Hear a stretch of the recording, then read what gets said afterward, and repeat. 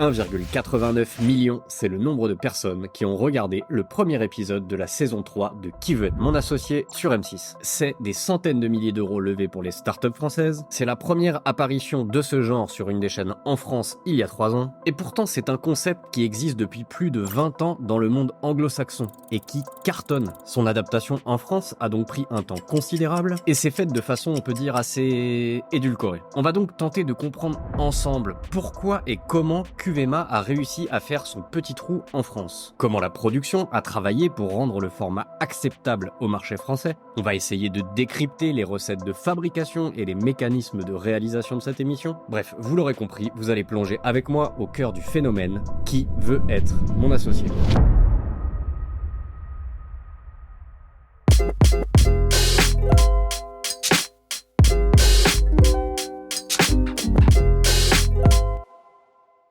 Quelques mots sur le concept d'abord. Le but, c'est de faire se rencontrer des entrepreneurs qui cherchent des fonds avec des investisseurs chevronnés pour effectuer potentiellement des levées de fonds filmées. C'est un concept qui nous vient d'Angleterre et qui cartonne outre-Manche depuis plus de 20 ans, mais nous y reviendrons. Le format, repris par la chaîne M6 depuis 2020, s'est installé sur la case 21h10 tous les débuts d'année. Il convoque environ 1,9 million de spectateurs sur sa saison 3, comme je le disais, ce qui est en hausse de près de 25 points depuis la première saison, mais qui reste encore un poil en dessous par rapport à la moyenne de cette case sur cette chaîne. Le format connaît donc un succès qui est relatif vis-à-vis du grand public français, qui est suffisant pour que la boîte de production et la chaîne aient misé sur une saison 4, qui sort d'ailleurs au moment où j'écris cette vidéo, mais qui reste quand même un programme de niche qui plaît beaucoup à l'écosystème LinkedIn et entrepreneurial français, mais qui a du mal à séduire les foules et le grand public. Mais comment le format se matérialise-t-il? La mise en scène est assez dramaturgique. On commence toujours l'émission par le portrait des investisseurs qui permettent de les mettre un petit peu sur un piédestal. Je suis entrepreneur et investisseur. J'ai notamment cofondé Ledger, qui est une licorne française, c'est-à-dire une entreprise valorisée plus d'1 milliard d'euros. Et ensuite, au fur et à mesure, on va découvrir les candidats avec des portraits vidéo qui sont assez mielleux, sur fond de musique douce, dans lequel on va faire des mini-reportages. Je m'appelle Hubert, j'ai 26 ans, je suis originaire de Lille et j'ai monté un projet qui se veut écologique et solidaire. Moi-même, je roule pas mal à vélo. Chaque année, j'en use des pneus. Donc, j'ai décidé de recycler des déchets. Ensuite, on enchaîne directement sur la rencontre entre les investisseurs et les candidats. Les entrepreneurs se positionnent face à ces 4 investisseurs qui sont assis de façon un peu théâtrale sur des grands fauteuils. Et les candidats viennent pitcher leur entreprise pour tenter d'obtenir potentiellement des offres d'investissement. Et évidemment, une fois que le pitch est fini, les investisseurs peuvent venir faire des sessions de questions-réponses pour challenger les candidats. Et vous avez des preuves scientifiques, des études qui ont été menées que le fait d'avoir ce liquide devant les yeux. Et si l'offre et l'entreprise leur plaît, ils ont la possibilité de faire des intentions d'investissement qui sont négociées en direct. Donc, je vais vous proposer 20 000 euros, mais pour 10%. D'accord. Moi, je vais vous proposer 25 000 euros pour 10%.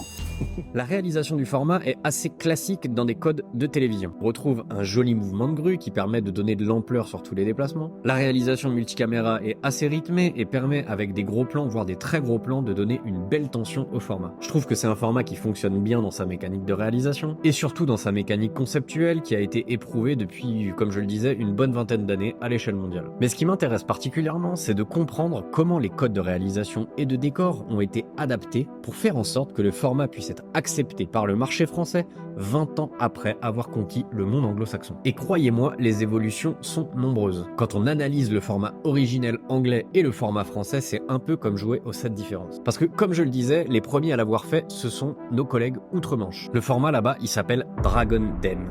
Comprendre le nid des dragons. Qui n'est pas sans rappeler Shark Tank, l'aquarium des requins, qui est la version américaine et la version australienne, ou encore l'œil des dragons au Canada. Ce qui est déjà une preuve flagrante de l'édulcoration du concept. Ça commence par le titre et ça se matérialise dans tout le reste. Le décor français est hyper chaleureux.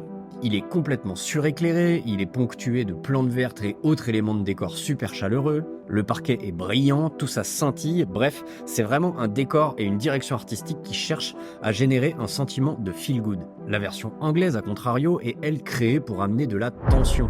Le décor est hyper industriel, composé uniquement de matières qui sont très sombres. Tout est beaucoup plus brut, les matières utilisées rappellent des codes industriels et le niveau d'éclairage est extrêmement sombre. Analysons maintenant l'environnement audio. Faites l'exercice de fermer les yeux et d'écouter la réalisation audio des deux formats. On pourrait aller plus haut, on pourrait aller plus loin. avoir plus d'impact. Et pour ça, vos conseils sont précieux, votre réseau aussi, et votre participation financière. Vous remarquerez que dans Cuvema, les musiques sont douces et joyeuses, alors que dans Dragon Den, elles sont graves et stressantes.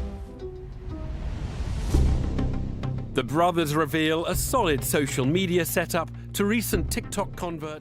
De plus, vous noterez que la version anglaise dispose d'une voix off masculine sur des tons de voix extrêmement graves, qui ramènent une gravité et une intensité, permettent de plonger le spectateur dans un environnement stressant à fort enjeu, ce qui a été complètement balayé de la version française. Et sur la réalisation ensuite, vous remarquerez que dans la version anglaise, on utilise quelque chose qu'on retrouve plutôt normalement sur des fictions, à savoir le zoom optique. Elle ramène une grande dramaturgie et une émotion et une tension très forte, chose qui est complètement balayée dans la version française. Et pour finir, dans le profil des investisseurs, même si le brillant Anthony Bourbon ramène un petit peu de gravité et de théâtralisation dans les échanges, Moi, je vous propose 100 000 € pour 20%, mais si vous écoutez les autres propositions, je retire mon offre.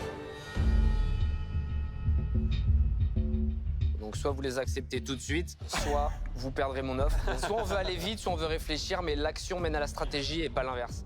le format français reste quand même extrêmement bisounours et bienveillant. On sent vraiment de la douceur et de la gentillesse à tous les étages, les entrepreneurs sont extrêmement peu challengés, tant sur leur projet que sur leur valorisation, et moi personnellement ça me dérange énormément. Je trouve que c'est une dénaturation totale du réel, la levée de fonds ça n'est pas un monde de bisounours, et il y en a marre que Cuvema le fasse penser. Et si on regarde Shark Tank ou Dragon Den, qui sont quand même les concepts originaux, on sent qu'il y a une vraie gravité, on est sur des profils d'investisseurs qui mettent des taquets extraordinaires aux entrepreneurs.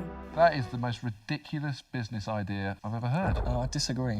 Ils font valoir des négociations qui sont énormes, ils font valoir leur argument du fait d'être des très grands investisseurs et des businessmen accomplis pour pouvoir obtenir des deals qui sont meilleurs, et ils ont des personnalités et des façons de s'exprimer qui sont extrêmement tranchantes. Donc on sent vraiment qu'il y a une grosse différence de direction artistique, une grosse différence de casting, de mood. Globalement, les deux œuvres sont complètement différentes. Et franchement, moi je suis quand même beaucoup plus fan de la version originale anglaise, Dragon Den. Mais bon, ça n'est que mon avis. Et quand on voit malgré tous ces efforts d'édulcoration, qu'on peut encore lire dans la presse française des remarques comme « Cuvema met en avant la narrative des patrons » ou encore « Qui veut être mon associé fait la promotion du patronat », on se dit que la France n'est juste pas du tout assez mature sur les sujets business pour pouvoir accepter d'avoir un format comme Dragon Den qui vienne s'installer sur son PAF. Parce que pour la petite parenthèse, Dragon Den, je pense que c'est l'émission de télé que j'ai le plus regardée de toute ma vie et c'est vraiment mon émission préférée. La parenthèse étant fermée, on va s'intéresser très rapidement à la distribution du format. Comme je le disais, Cuvema a connu un succès assez relatif sur sa diffusion broadcast sur ses 3 premières saisons. Mais elle connaît quand même un succès intéressant sur les réseaux sociaux et sur ses interfaces de contenu web. Il y a énormément de capsules en 9/16e qui sont distribuées sur TikTok, sur Reels ou sur Shorts qui ont vraiment été virales. Et il y a très souvent énormément de bruit qui est fait sur LinkedIn par rapport au format et à ses moments forts. Donc je trouve que c'est une belle utilisation des réseaux sociaux pour marketer cette émission qui est traditionnellement en télévision. Après avoir été chercher le footballeur Blaise Matuidi sur la saison 3, la production a fait un joli coup de filet en allant chercher le basketteur Tony Parker, qui vont permettre probablement de remettre un joli coup de projecteur sur le format sur cette saison 4. Pour conclure, je dirais que la production de Cuvema et M6 ont réussi un pari risqué en implantant un contenu business à 1 heure de grande écoute en France. Que pour ce faire, la production et la chaîne ont dû user de ruses pour modifier un concept originel qui est normalement très tendu et pour le rendre extrêmement familial et feel good. Et je trouve que c'est une transition qui a été plutôt bien opérée dans sa mise en place. Même si moi je le regrette puisque je suis un fan invétéré du concept originel, mais globalement on peut leur reconnaître une certaine finesse dans leur exécution. Et enfin, je trouve que c'est une des émissions du PAF qui a le mieux compris le besoin de la distribution web pour aller maximiser son impact dans la culture. Puisqu'aujourd'hui, même si Cuvema fait assez peu de spectateurs sur ses prime time, il y a quand même une énorme caisse de résonance sur les réseaux sociaux qui fait que ça reste un format qui est extrêmement connu en France. Bref, c'est déjà la fin de ce contenu, j'ai été ravi de décrypter pour vous le phénomène Qui veut être mon associé. J'espère qu'il vous aura donné envie de regarder cette émission ou surtout d'aller regarder le concept original Dragon Den. Vous pouvez me mettre un petit commentaire ou un petit like, ça fait toujours plaisir. N'hésitez pas non plus à m'écrire sur LinkedIn pour poursuivre les discussions. C'était Gabriel sur Haute Fréquence et aujourd'hui je vous ai décrypté le phénomène Qui veut être mon associé.